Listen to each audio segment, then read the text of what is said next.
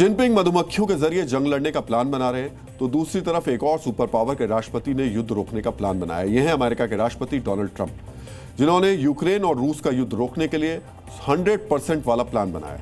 सबसे पहले आपको ट्रंप का यह प्लान गौर से देखना चाहिए। डोनाल्ड ट्रंप ने पुतिन को युद्ध खत्म करने के लिए 50 दिन की समय सीमा दी है और साथ ही एक चेतावनी भी दी है। अगर 50 दिन के अंदर रूस ने यूक्रेन पर हमले बंद नहीं किए तो रूस से होने वाले व्यापार के ऊपर अमेरिका 100% टैरिफ की घोषणा कर देगा। यह टैरिफ यानी टैक्स रूस के साथ ही साथ उन देशों पर भी लागू होगा जो रूस के साथ किसी न किसी किस्म का व्यापार करते हैं। यूक्रेन युद्ध की वजह से अमेरिका ने पहले ही रूस पर प्रतिबंध लगा रखा है और इन प्रतिबंधों की वजह से रूस मुख्य तौर पर तेल और गैस का ही व्यापार कर पा रहा है। इस व्यापार के लिए भी पुतिन को अपने तेल और गैस के दाम काफी कम करने पड़े।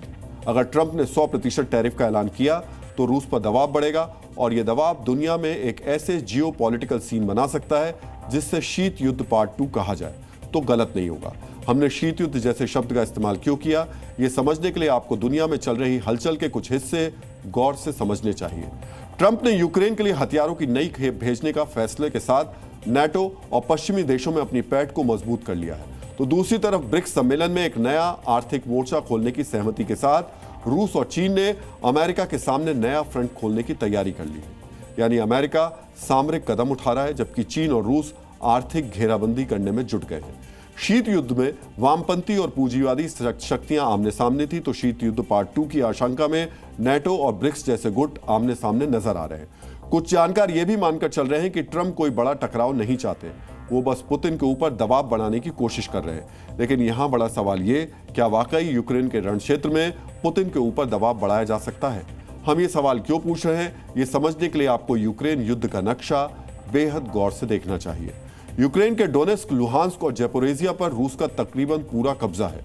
खैरसोन प्रांत में बंदरगाह के हिस्सों को छोड़कर बाकी सभी हिस्से पर रूस की सेना का कब्जा है। पिछले 4 महीने के अंदर रूस की सेना ने माइक्लोएव और खार्किव प्रांत के भी कुछ हिस्सों पर कब्जा कर लिया है। क्षेत्रफल के लिहाज से आज यूक्रेन की 20% जमीन पर रूस का कब्जा हो चुका है।